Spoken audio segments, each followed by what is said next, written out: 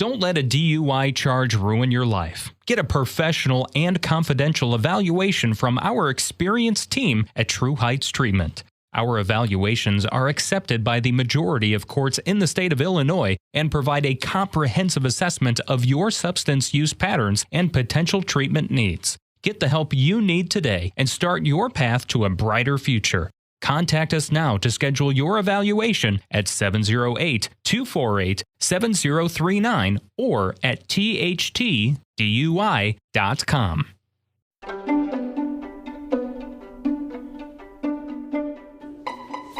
If you're listening to this podcast, you probably have an interest in local politics. Your community probably needs you to run for local elected office. If that's something that you're interested in now or in the future, feel free to give me a phone call at 708-769-5015 or shoot me an email at brassyglobalstrategies1@gmail.com, and I would love to offer you any advice or expertise that I may have. Now enjoy the podcast. 5. I'm so glad to welcome my friend and colleague, Jill Wolf, LCSW, to the podcast. Jill, thanks for coming on. George, thanks for having me. Good morning. Great to have you. Jill, tell the audience a little bit about who you are and what led you to becoming a clinical social worker. Yeah, hi, my name is Jill Wolf. I use she, they pronouns. I am a clinical social worker, an educator, a healer, a musician, all things really I try to be, as we can support folks in their healing process. I am the executive director of Wolfpack Therapy, which is a clinical practice where we provide, of course, individual and groups and workshop and other types of education and consultation. And, George, you ask what led me to be a social worker. I think that I kind of came out of the womb helping folks and being there as support. I think that, what we're exposed to as young people, it really impacts the paths we take in life. And I was really fortunate to have a mom who believed in mental health support and therapy and all of what that meant. And so I was able to get connected at a young age and ended up really becoming a pseudotherapist, if you will, by default for friends and folks that way. And what I learned was that this very stereotypical image that comes to folks when they think of a social worker, DCFS or Child Protective Services or case work or whatever that might look like. And social work is those things, and it's so many other things. And so it was a really great path for me to do both clinical work and group and administrative work in the nonprofit realm. So that's a little bit about what kind of stokes my flame as it relates to getting into the helping field. Jill, where did you go to undergraduate school and where did you go to? I get my master's.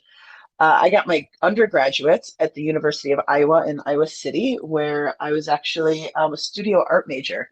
I knew that I wouldn't be an artist necessarily, although I think we all are artists, but I knew I'd use those tools in my practice. And then I went to Chicago and worked for a bit before I went to the Catholic University of America in Washington, D.C. for my Master of Social Work. I've never heard of them. Do they have a pretty distinguished program? They have a really great program. And I know that this is a podcast, so you can't see me, but I really can't say that I went to the Catholic University of America with a straight face because, well, I'm a Jewish lesbian. And so, I got a really great education, but I certainly was a token there. And they have a really amazing program where they have your very typical clinical program.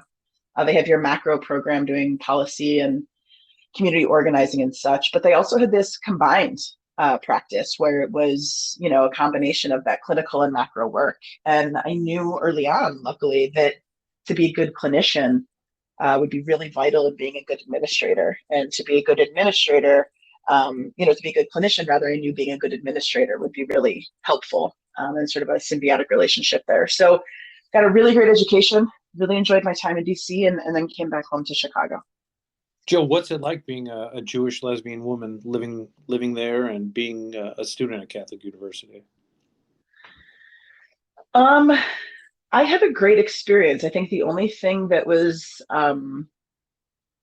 wasn't like in my face by any means. I mean, I live in America, but there's a cross in every room. I went to public school. I mean, I was from a community that was pretty mixed. It was certainly a number of Jewish folks, but I think the only thing powerful was just this. Two things stuck out was the cross in every room, which was like, yeah, I live in America, that's fine. And then the other thing was before every large meeting, there would be a prayer. And so everyone would like put their head down and pray. And I didn't quite know what to do with myself in that moment. And the, couple Jewish kids in the group were all just like, our heads just kind of going back and forth, looking at each other as everyone else is kind of in heads bowed in prayer. Beyond that, there was nothing Catholic about the program.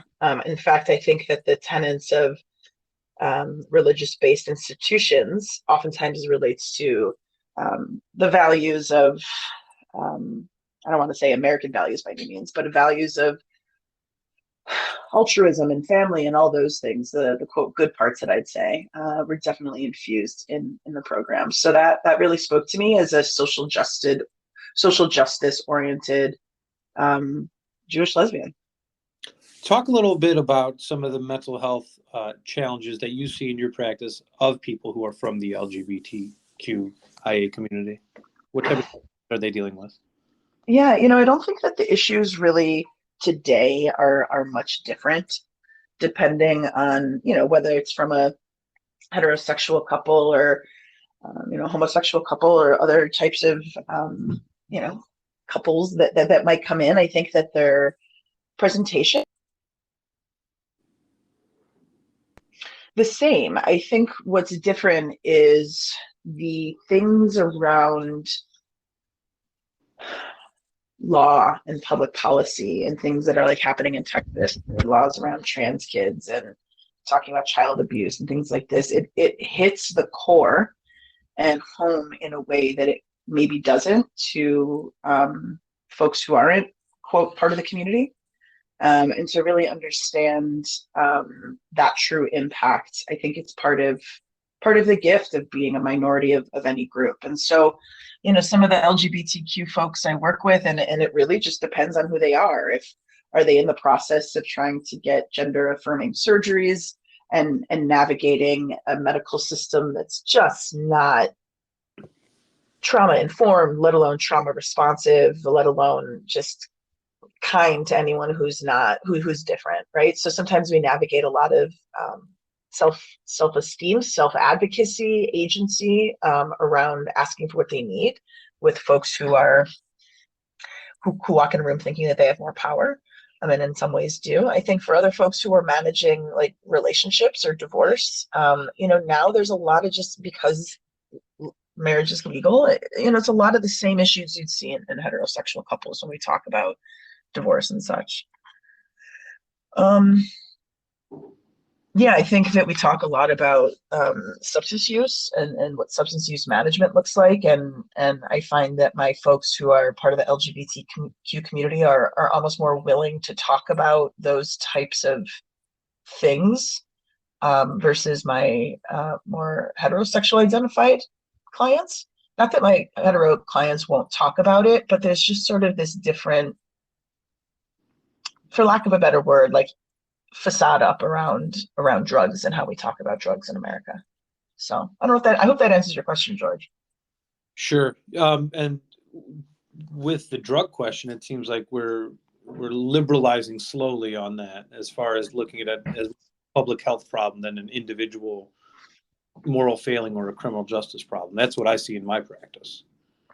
Yeah, I'm wondering if you think the same thing. I'm super curious what, like, I know you have youngins, what the youngins or my nieces or nephews, when they're growing up in a culture where, for example, let's just talk about cannabis.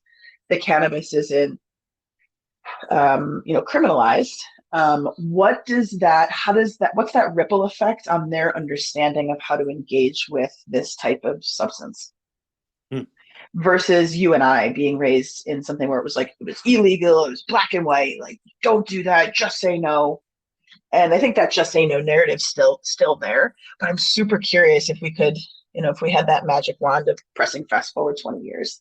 I'm so curious what the young kids are going to understand about how to engage with, let's just say, cannabis now that it's legalized here. Jill, one thing that people often ask is what steps should they take to get into therapy? And I know you just did a seminar on that. So can you talk a little bit about that seminar and what you taught about how to get into therapy? Yeah, thanks for asking, George. We're actually we're going to be launching our website very, very shortly, in a couple days here at wolfpacktherapy.com. Be showing. George, can you hear me okay? Yeah, you're coming in, Joe. Okay, very good. You will be hearing a bit more about some of our upcoming workshops where we're going to do it again, because we've had some requests to do it over and over. And so a lot of what I think to help folks understand a bit about therapy is that there doesn't need to be something wrong to go to therapy. I think oftentimes people go when there's a time of crisis, and not that it's too late, but maybe therapy could have helped prevent that a little bit. But I think that a really great place to start is just identifying using broad brushstrokes, just some of the main issues that you might be wanting to address in therapy. From there, I think that asking folks, starting to talk about it and say, hey, you go to therapy, starting to normalize, do you see anyone that you like, so you can get some recommendations. And I always encourage folks to use that 15-minute free consult with therapists to see, how does it feel to talk with them? Is there a good energy, a good vibe there? And I encourage folks to talk to, 2 to 4 people just to get a good comparison and make a decision from there around starting that first session. And a really poor analogy, but it works here, is that finding a therapist is kind of like dating, in the sense that you may know right away that this is someone you may want to hang out with again, or maybe don't want to hang out with again. And remembering that person has the power that they're hiring someone. So Psychology Today, I think, is a really great resource as well, in addition to talking to folks, and start to dip your toe in. Jill, how has the pandemic impacted your practice? Oh my goodness. Well, I think in some ways, I think it's offered a ton of access to folks who didn't have access before to therapy with telehealth, and it's helped us therapists realize, like, wow, like there's other ways to do things. I think that I hate to generalize, but this is just really feels like so everyone is struggling in some way or another. And definitely seeing that in my practice, and as a therapist myself who sees a therapist whose therapist sees a therapist, there's like a real impact there. There's power to going to therapy and getting your stuff out, but as a provider, there's impact on us as well. And so it's now more than ever vital that we engage in our own wellness. Jill, do you have a certain theoretical orientation or a way of working with clients that really speaks to you?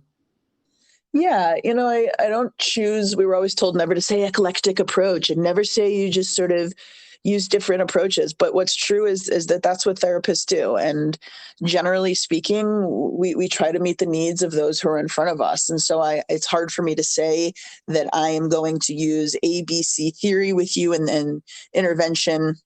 It's really based on what they present. And what I find I go to most often, I love somatic-based work, body-based healing, and really going to the body to tell us what's going on. So Peter Levine's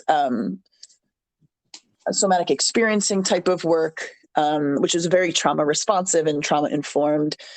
Depending on the client issue, psychodynamic approaches is vital, and I within that I love attachment theories, and I love parts work with internal family systems work, and I'm a harm reductionist. I'm not an abstinence-based provider, so I'm definitely someone who, whether it's sex, drugs, rock and roll, whatever it might be, really finding a way to reduce harm versus having that really black and white approach of abstinence or not. Yeah, so that's a bit about how I approach the work. And humor, of course, and creativity. Jill, a lot of people ask about insurance and how to pay for therapy. That's one of the barriers that people have. What type of policies or do you take or don't take in your practice? Yeah. Well, part of our mission is really that money should never be a reason that someone doesn't come to therapy. And so part of our goal is really making services accessible. And so that means a few things. One is ensuring that our folks have um, insurance literacy, that they, just because you have health insurance doesn't mean you know how to use it. So really helping folks understand what it means to be empowered with insurance and how to best use it, but also being able to work with folks based on their income. If they do have insurance, how to, some folks have high deductibles, which prevents them from seeking treatment. And so we kind of are able to talk about sliding scale from there. And folks who are self-pay, I have a certain number of slots that I do more, I don't want to, how do I say, like sliding scale, but oftentimes for free is a write-off, and I keep that balanced with other folks who are able to pay. So, if I don't have slots with sliding scale or free service, then groups are a really great way. And I think beyond that, if folks don't have a way to pay, some of your federally qualified health centers and community health centers, although they will definitely be overworked right now, just given the pandemic. Those are really great places to find care. And there's oftentimes students who are really great, but are under supervision of someone else. And so I just think it's important to find ways to seek care. Jill, what areas of growth do you see for your practice in the next year or two? What a great question, George. I think that in an effort to really make behavioral health services and mental health destigmatized is really doing work to dispel some of the myths through our workshops and engaging in the community and understanding that everybody has, hopefully, mental health to manage and deal with. So I think that I would look forward to seeing our groups really blossoming, some therapy groups and some more workshop-based groups, and doing our best to really partner with community businesses that are already in existence, and see where there's nice room for collaboration to do good and do well for folks. Jill, what are 2 books that have been important to you as a person that you'd like to recommend to the audience, and why? Yeah, the first one I'll start with, I actually mentioned Peter Levine, and I would highly recommend for every human actually to read Waking the Tiger, Healing Trauma. And what I love about this is he uses animals as a way to help humans really understand our behavior and what trauma, the impact of trauma on the body and how it impacts us over time. The second book I'll recommend is one I just finished, so it just feels very timely, and it impacted me so much that figured, this is a good one, is Professional Troublemaker, the Fear Fighter Manual by Lovey Ajayi Jones. She's actually a Chicagoan, but she's also a Nigerian woman who is just powerful and funny. And I highly recommend this book to every human, especially young people and women in particular. Jill, if somebody wanted to connect with you and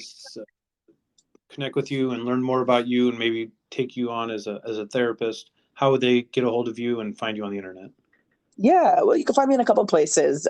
We are on Facebook and Instagram at Wolfpack Therapy Services.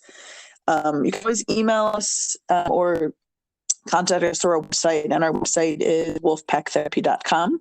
And my email is Jill at wolfpacktherapy.com. So feel free to reach out in whichever way feels best. And like I said, our website will be going live any day here, actually. Jill Wolf, LCSW, thanks for coming on my podcast. George, I appreciate your time. You be well. Take care.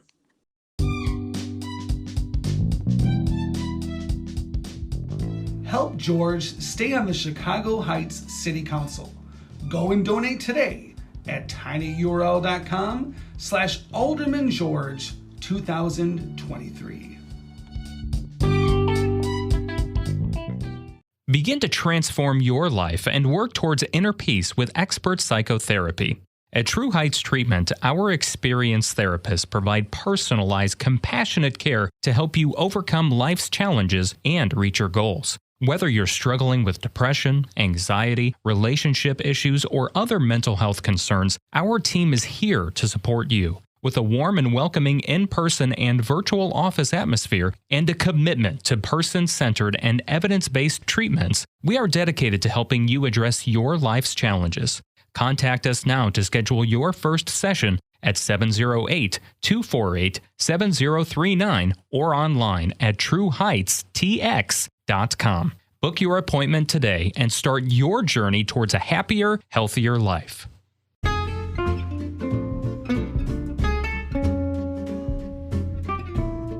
Need more George?